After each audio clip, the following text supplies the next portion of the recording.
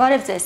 Գիրք կարդալիս կամ ֆիլմ դիտելիս, երբ հեղինակի պատկերած աշխարհը մեզ համար տհաճ է դառնում, վախեցնող կամ ձանձրալի, կարող ենք ուղղակի փակել գիրքը կամ անջատել էկրանը եւ դուրս գալ այդ աշխարհից։ Այլ է խնդիրը այն մարդկանց պարագայում, ովքեր իրենք են կերտում իրենց ցնորական աշխարհը եւ ապրում այնտեղ, որտեղ կարող են մտերիմները թշնամիներ լինել, թշնամիները օժտված գերբնական հատկություններով։ Տառապում են այդ մարդիկ։ Եվ վիճակագրությունը ցույց է տալիս, որ փոքր առ փոքր շատանում են այդպիսի հոգեկան խնդիրները։ Այսօր կփորձենք անդրադառնալ դրանցից մի քանիսին։ Մեր հյուրն է Ժեստ հոգեբանական կենտրոնի տնօրեն Արկադի Մեհրաբյանը։ Շնորհակալություն, պարոն Մեհրաբյան, մեր հրավերությունելու եւ կրկին ձեր գործնական խորհուրդներով մեզ հյուրընկալվելու համար։ Սովորեմ գործնական խորհուրդները գոնե փոքր-ինչ օգտակար են լինում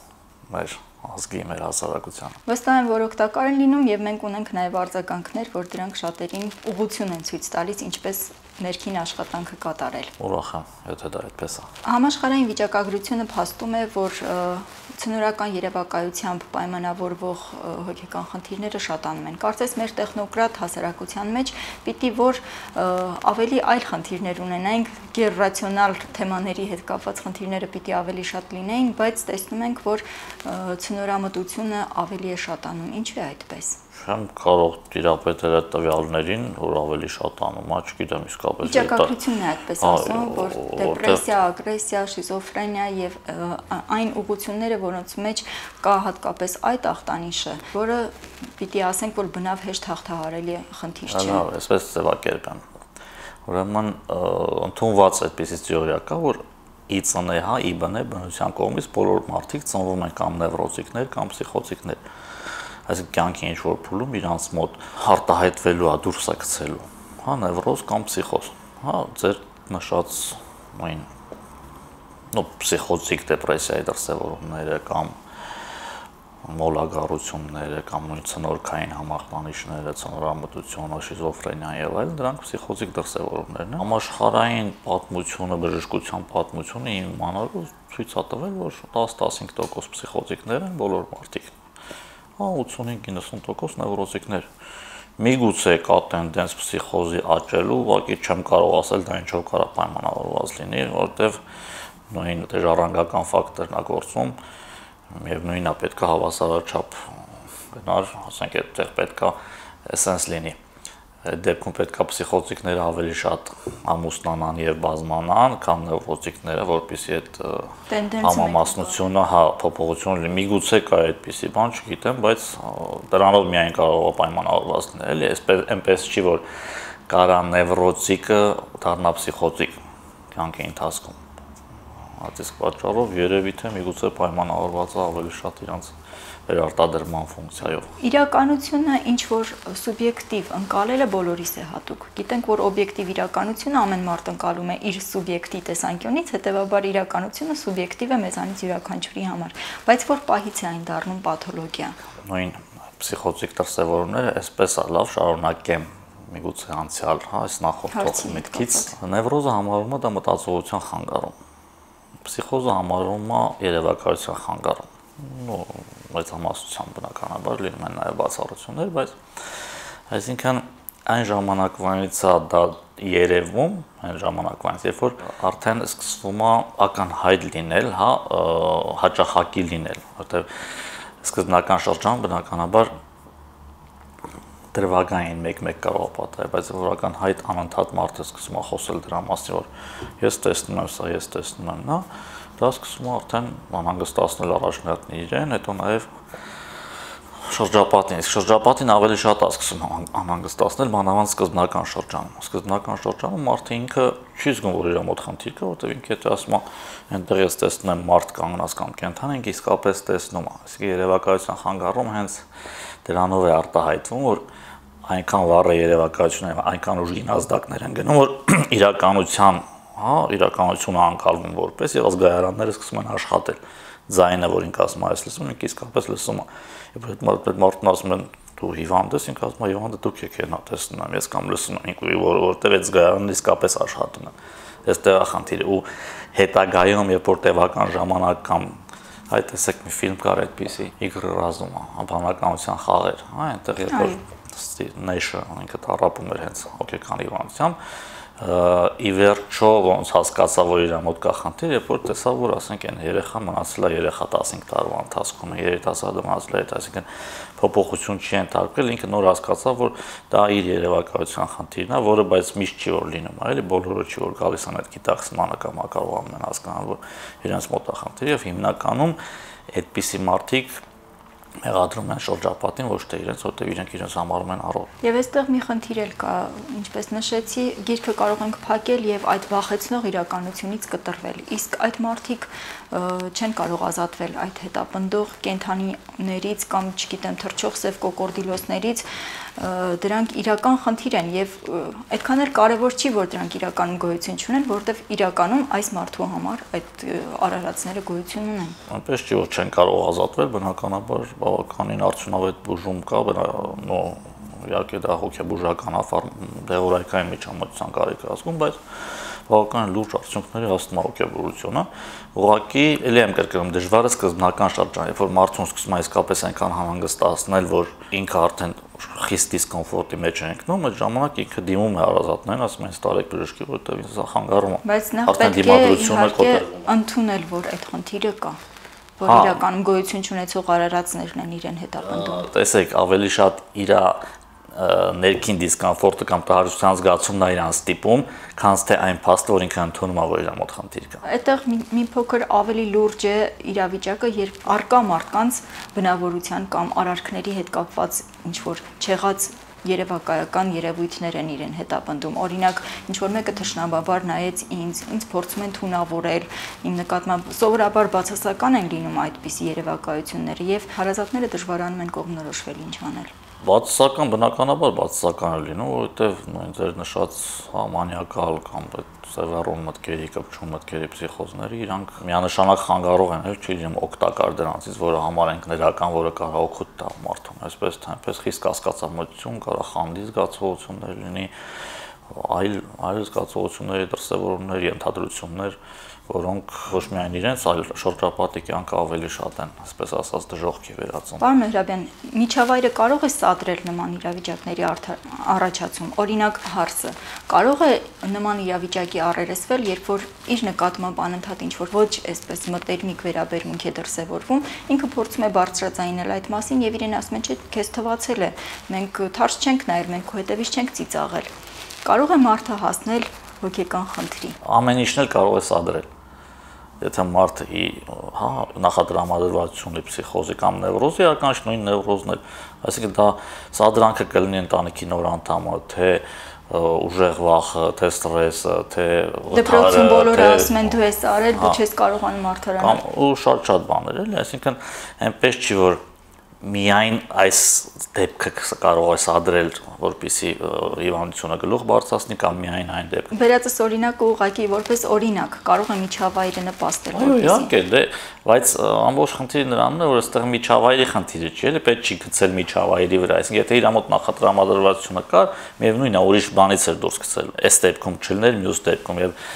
տեսեք, այսպեսի մի հատ շատ տարածված միֆ կա, որ բանակից եղավ եւ այլն, դա իրականում բանակի վրա պետք չի գցել, որովհետև ուղղակի տարիքը 17-ից 23 տարեկաններն է, շիզոֆրենիայի կամ փսիխոզիկ այլ դրսևորումների արտահայտման, որը համընկնում է բանակային տարիքի հետ, բոլորը տենց սկսում են մեղադրել, որ մենք առողջ երեխային ուղարկեցինք բանակ, գնաց այսպես ետ եկավ եւ այլն, դա այդքան էլ այդպես չի։ Նախատրամադրվածության մասին խոսեցիք, ինչ որ բան նախնական երեխայի ձևավորման փուլում ազդում է այդ նախատրամադրվածության խորացման կամ ընդհակառակը։ Չէ, եթե ի բնեհայից եկել է այդպես փխրուն հուզականներ աշխարհով մարդիկ հակված են։ Հակված են, իրանք ի սկզբանե էլ ունեն դա եւ որ ասեմ, գիտեք, որ այսպես դաստիարակեն կամ այսպիսի միջավայրում մեծանա հաստատ չի լինի ոչ մի բան, այդքան էլ որոշակի կանխարգելող միգուցե կարող են լինել բաներ, այսինքն չթողնել ընկնի սուր ստրեսային վիճակների մեջ, բայց թե մարդը վերջի ռոբոտ չի եւ չենք կարող ասենք խուսափել, չենք կարող փակել ինչ-որ անմարդաբնակ տեղ եւ այդ մարդը չշփվի ոչ մի բանի հետ եւ ոչ մի տեղ չառնչվի։ Այդ իսկ պատճառով այդ առումով չէ։ Միայն բնականաբար հետագայում այդ ձեռքբերովիները, որոնք ասենք լինում են մեխանիկական, հարվածներ, վնասվածքներ կամ եւ այլն, որ արդեն վնասվածքային խնդիր է, ու դա դրանից պետք է բնականաբար խուսափել։ Խուսափել, այսինքն դիմել մասնագետների օգնությանը եւ ինչպես նշեցիք դեղորայքային բուժում ստանալու արդյունքում հնարավոր է լիովին ազատվել, որովհետեւ հոգեբույժների մի մասը նշում է, որ նման ախտանիշները վերացնելով կարելի է հասնել լիարժեք առողջ վիճակի, ոմանք էլ նշում են, որ եթե մարդը այսպիսի մի իրավիճակում հայտնվել է, արդեն իսկ այդ կոտրվածքը ունի, դա արդեն իսկ խոցելի է դարձնում։ Դե գիտեք, դրանք շատ ինդիվիդուալ են, նույն վնասվածքի տարբեր տեսակներ կան, չէ՞, նույն ձևի ոնց որ կարող մկանը կամ նյարդը վնասվի կամ ձեռքը կամ ոտքը, դա վերականգնվան կարող լիարժեք է վերականգնվի, կարող չէ, կարող ընդամենը սպի մնա, կարող այդել չմնա, դրանք բոլորը մի քիչ ինդիվիդուալ են։ Ինչ վերաբերում է լիարժեք վերականգնմանը, էլի փսիխոզի տեսակներ կան, նայած որ ստադիայում է, նայած որ տեսակն է, այո, լինում է որ լիարժեք բոլոր նորմալ մարդկանց նման ոչ մի տարբերություն չի զգացվում ամենևին։ Ուղղակի խնդիրը նրանն է, որ հիմնականում պահանջում է երկարատև կամ նույնիսկ պրոֆիլակտիկ անթադեղորայքի ընդունում, որպեսզի հետ չվերականգնվի, որպեսզի նորից այդ խնդիրը դուրս չգցի։ Սա է միակ բանը, եթե ինքը անընդհատ բժշկի վերահսկողության տակ է եւ ընդունում է պատշաճ կերպով դեղորայքը, բժշկի անընդհատ վերահսկողությունը պետք է, որտեղ նույն դեղորայքների նկատմամբ տարբեր օրգանիզմներ տարբեր կերպ կարող են արձագանքել, ռեակցիա տալ, մեկի վրա այս մի դեղորայքների համակցությունը օրինակ կարող է դրական արդյունք տալ, մյուսի մոտ դա կարող է փաբոշնի էֆեկտ կամ հակառակը լինել։ Այդ իսկ պատճառով բժիշկը բարբերաբար կանչում է ստուգելու դինամիկան, առաջընթացը եւ այլն, որպեսզի փոխի դոզաները մեծացնի, փոքրացնի կամ համակցությունը դեղերի փոխի, ինչեւ որ ասենք կհասնի այն դեղորայքային բազային, որը հենց անհրաժեշտ է տվյալ հիվանդին, որն էլ կբերի իրան լիարժեք հոգեկան առողջության վիճակի։ Այսինքն ըստ էության հոգեբույժը փորձում է փորձելով գտնել։ Այո, ըստ էության այդպես է, այո, ինքը ավելի շատ փորձահարական, բնականաբար կան արդեն ընդունված դեղորայքներ, ասենք այսինչ տեսակի, այսինչ հիվանդության դեպքում սա է ավելի շատ օգտակար լինում եւ այլն, բայց միևնույն է, որ բժիշկները դա կփաստեն ավելի լավ, չկա այդպիսի բան, որ այ օրինակ այս խնդրի դեպքում միանշանակ այս կամ այս 2 կամ այս 3 տեղն են ու վերջ։ Դա դրա համար պետքա որոշակի շատ հաճախ հիվանդները կամ հիվանդների հարազատները բողոքում են, ասում են փորձադաշտ են դարձնում եւ այլն, ես հորդորում եմ բոլորին այդպիսի բան չանել եւ բժիշկների հանդեպ, այսինքն բժիշկ չեմ համարվում, բայց ամեն դեպս այնպես չի որ գոլեգաներին եմ ես պաշտպանում, բայց իրականում հասկացեք որ ձևն է այդպես, բուժման ընթացն է այդպես եւ չի կարող բոլորին դեռ ավելին չի հասել։ Դեռ ավելին չի հասելից բացի անընդհատ չէ որ նույն ֆարմակոլոգիան, չէ որ մնացած հիվանդությունների դեպքում էլ այնպես չի որ կա այսպիսի մի հատ դեղ ու վերջ տա ամբողջ կյանքի ընթացքում կամ ամբողջ մարդկության պատմության ընթացքում այդ դեղն է դրա դեպ։ Կա եւ դա եւ նա, ասենք լինում է նաեւ որ պետքա նորարարություններ, պետքա ավելի լիարժեք, ավելի կատարելագործված դեղորայքներ, այո։ Մեր հասարակությունը կարծես պատրաստ չի հոգեբանական խնդիրներով մարդկանց հետ աշխատել, վարվել, չգիտի ինչ անել։ Ես հիշում եմ մի դեպք, գործընկերներիս հետ ասուլիսից դուրս եկա եւ փողոցի մեջտեղում տեսանք մի երիտասարդի, որ առաջին հայացքից կարծես փորձում էր ինքնասպան լինել։ Անմիջապես բնականաբար զանգեցինք ոստիկանություն, շտապ օգնությունը իր հետ բերեց նաեւ հոգեբույժների, մինչեւ իրենք կգային լրագրողների հետ զրույցով երիտասարդը փողոցի մեջտեղից եկավ մայթ եւ այստեղ մենք հասկացանք, որ առանձնապես խնդիր չկա, նա իհարկե հարցերին չէր պատասխանում, ժպտում էր, այսպես անորոշ, անթարթ նայում էր իմ շատ գեղեցիկ գործընկերուհու զգեստի բացվածքին եւ ուսերին, իսկ եկած արդեն տեղ հասած գերատեսչության մարմինները տեսնելով որ ագրեսիա չկա, որևէ վտանգ կարծես թե չկա, սկսեցին վիճել իրար հետ թե ով պիտի տանի այս մարդուն։ Ոստիկանությունը անմիջապես հեռացավ, հետո հեռացան շտապ օգնության եւ հոգեբուժարանի աշխատողները ամենքը իրենց մեքենայով եւ հնարավորինս արագ։ Երիտասարդն էլ հեռացավ իմ նշված գեղեցիկ գործընկերուհու հետևից, էլի անթարթ նայելով եւ կրնկակող հետևելով, հասարակությունը հավաքվել էր, քրքջում էին բոլորը, իրավիճակը անտանելի էր, որովհետեւ չգիտեինք ինչ անել։ Ինչ անել նման դեպքում, ինչ անի այն երիտասարդ գեղեցիկ աղջիկը, ով անթակույց սեռական հետաքրքրության թիրախում է հայտնվել, ինչ անի աղջիկը, ինչ անեմ ես, որ կողքից նայում եմ։ Խուսափելի են, եթե ինքը հակել է տվյալ զգեստը, ուրեմն ինքը պետք է պատրաստ լինի, որ նման հետապնդումների պատկերացրեք, այս գեստը մենք չէինք նկատել, քանի դեռ չնկատեց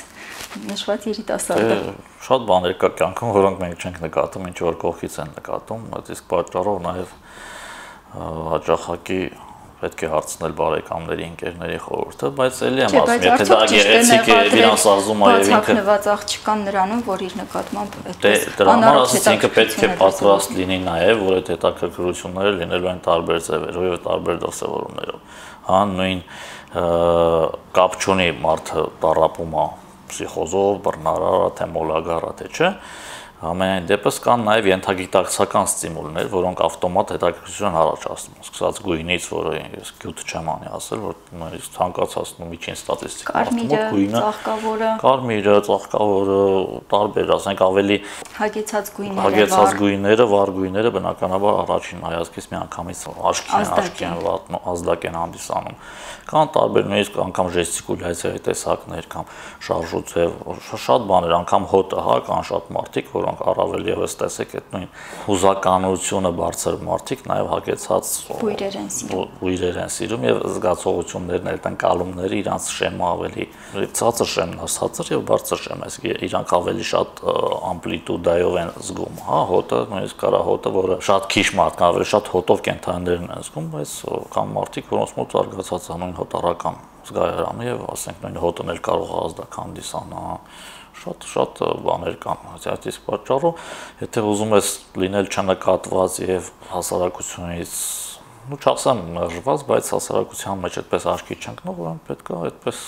քեզ պահես կամ այդպես վարվես, քեզ դուր է գալիս եւ Գորշ մկնիկի եւ ցայտուն աղջկա միջև ընտրել մի քիչ ավելի հարմար տարբերակ։ Ուղղակի էլի եմ ասում, դա անխուսափելի է, էլի ոնց որ ասես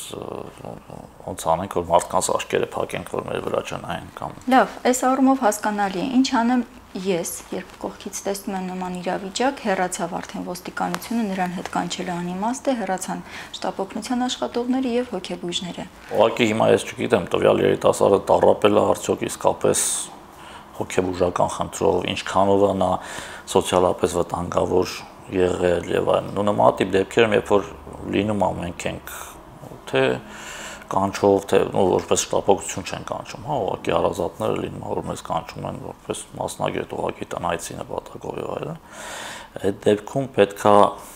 ընտանիքի անդամներ, մարդիկ, որոնք տվյալ պահին գտնվում են կամ շփվել են իր հետ եւ գիտեն, որ ինքը իսկապես կարող է վտանգավոր լինել, պարտադիր չի ուրիշի, ինքն իր կյանքի համար եւս։ Իրանք ուղղակի ստորագրում են, որ մենք գտնում ենք նաեւ մասնագետները կամ ոչ մասնագետները, որ տվյալ մարդը սոցիալապես վտանգավոր է, այդ երբ որ դա հանձնել ոստիկանության ավելի ճիշտ հոգեբուժանի աշխատակիցներ, իրանք անպայման տանելու են, արդեն հարկադիր բուժում։ Լավ, պետք է ուղղակի այստեղ օրենքի իմացություն, որտեղ բացի իր համաձայնությունից միայն այդ դեպքն է, որ հնարավոր է։ Այսինքն բոլորին եմ կոչ անում, եթե տեսնում են այնպիսի դեպքեր, որ մարդը ակնհայտ պոտենցիալ վնաս տալու միտումով ոստիկանությունը չի տանում։ Ուղղակի բանավոր միտումով, բայց եւ գրավոր ստորագրություն, այսինքն տվյալ մարդիկ ովքեր գրել եւ ստորագրել, իրենք պատասխանատվություն են վերցնում հետագա քայլերի համար, ասում են այո, մենք պատասխանատու ենք, որովհետեւ մենք տեսել ենք ժամանակին կամ մենք զգում ենք, որ կա այդ վտանգ։ Այդ ժամանակ պարտավոր են տանել, կտանեն, արդեն նորմալ կբուժեն, այդ մարդը կդառնա նորմալ հասարակության անդամ։ Վերադառնալով կանխարգելելու մեթոդներին, որքան ես տրամաբանում եմ ձեր խոսքից, պետք է ուղղակի փոքրիկ ստրեսներով վարժեցնել, ամրացնել այն մարդու բնավորությունը, ով տեսնում ենք իծն է, ուխր է եւ զգայուն, որպեսզի մեծ ստրեսի պարագայում նա միանգամից մեծ կոտրվածք չստանա։ Դե բնականաբար, տեսեք, ինչու՞մ նախնդիրը, երբ որ եթե վերաբերում է այն բանին, թե ինչպես ընտանիքի անդամները անեն, որպեսզի այդ մարդու մոտ դուրս չգցի այդ խնդիրը։ Դուք ճիշտ եք ասում, բայց ոչ մի ընտանիքի անդամ էլ առավել եւս ծնողները հենց երեխան ծնվում է, իրանք չեն մտածում, որ մեր երեխան հաստատ այսպեսի խնդիր է ունենալու, որպեսզի իրեն այդպես դաստիարակեն։ Անգամ խնդրի արտահայտված լինում է, որ փոքր տարիքից է սկսում արտահայտվել, անգամ այդ դեպքերում իրենք սկսում են աշկ փակել, ելուր մնաց փորձեն, ասենք, իրենց դրսևորել այնպես, որ տվյալ երեխայի համար կամ զարգացող օրգանիզմի համար լինի ավելի բարենպաստ։ Դերևս մեր խնդիրն էլ հենց այդ է, զգուշացնել նման ծնողներին, ում դուստրը ենթադրենք գեղեցիկ է, փխրուն է եւ կարող է ամեն ինչից վիրավորվել, փորձել թույլ տալ, որ նա ինքնուրույն կայանա, ինքնուրույն ամրանա հասարակության մեջ։ Դե բնականաբար եւ բացի այդ կապը շատ կարեւոր է, ես չեմ ասում այդ ծնող հոգեբան, բայց ծնող մանկավար, ծնող դաստիարակ, ծնող դպրոցի այլ սոցաշխատողը, որ կլինի տվյալ դպրոցում, այդ շատ կարևոր է, որտեղ ծնող երեխային տեսնում է միայն իր հետ շփման շրջանակներում, ծնող երեխային չի տեսնում սոցիումում իր դրսևորման ձևերը եւ այդ իսկ պատճառով նույնը ծնողական ժողովները կամ մանկապարտեզում ժողովները շատ կարևոր են, կարող ժողով չլինի, բնականաբար արդեն մանկավարժը դաստիարակը հասկանալով դրությունը անհատապես հանդիպի եւ փորձեն համատեղ ուժերով հասնել որոշակի արդյունքի։ Վերադառնալով հոգեկան հիվանդությունների մտահոգիչ աճի խնդրին, կարող ենք թվարկել այն գործոնները, որոնք նպաստում են։ Օրինակ շիզոֆրենիայի մասին խոսեցիք, շիզոֆրենիան կես տոկոսից հանրության մեջ մոտենում է մոտավորապես 1%-ի։ Այսինքն մենք գրեթե կրկնակի աճ ենք արձանագրում արդեն իսկ։ Կարող ենք ճանաչել թշնամու դեմքով։ Ճանաչել, այսինքն ճանաչել այն գործոնները, որոնք նպաստում են։ Տեսեք, այդ գործոնները բոլոր դեպքերում բոլորի համար նույնն են։ Կլինի դա շիզոֆրենիայի, թե այլ հոգեկան հիվանդության կամ հոգեբանական խնդրի կամ շեղման դեպքում, առաջին հերթին ինֆորմատիվ մեծ հոսք։ Այսինքն դրանք, այսպես ասած, մեգապոլիսի արդյունք են առաջին հերթին։ Որքան շատ շփումներ, որքան շատ ինֆորմացիա, այդքան շատ հավանականությունը մեծ, հայ որ մենք հոսքավերապատրաստվում ենք։ Դասախոսներից մեկը ձվի նման էր, ասում էր ուղեղը ձվի նման, ածում որ պահում ես լույսի տակ, այնտեղ sense բաներ կա, չէ՞, շերտեր, այո, երևում են շերտեր, կերևի վրա երևում են շոր ճաքեր եւ ուղեղը դրա նման է, երբ որ իսկ ստրեսներն էլ անձրևն է, որ անընդհատ գալիս է, եւ եթե լավը չի այդ ուղեղը ճկուն չի կարողանում մանևրի եւ խուսափի այդ հարվածներից, միտեղ տալիս կոտրում։ Այդ իսկ պատճառով առաջին հերթին ինֆորմացիայի մեծ հոսքից պետք է փորձել ազատվել, ու ընդհանրապես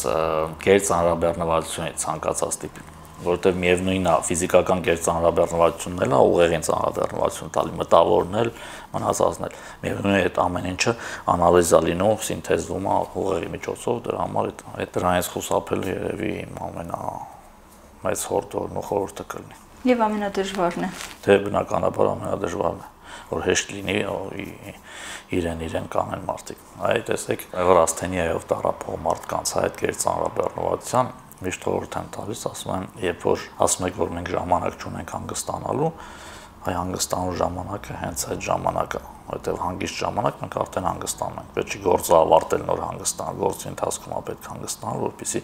օրգանիզմի դիմադրողականությունը չընկնի։ Այս ամեն ինչը միևնույնն է դուրս է գցում այն բանից հետո, երբ որ օրգանիզմի դիմադրողականությունը ընկնում է։ Վերջ, հենց ընկավ դիմադրողականություն, արդեն ցանկացած խնդիր, առողջական խնդիր, թե հոգեկան խնդիր միևնույնն է։ Եթե օրգանիզմը ուժեղ է, դիմադրողականությունը բարձր, ոչ մի խնդիրը վտանգել չի սպառնում։ Անկամ վիրուսները, թեկուզ որոնք կարող են, ասենք, օդակաթիլ լայն կամ ամբողջը գալիս է հենց թուլացավ օրգանիզմը արդեն։ Փորձեմ ամփոփելով շատ կարևոր խորհուրդ տալ, որը միգուցե շատերին կարող է պրիմիտիվ թվա, բայց շատ կարևոր է դա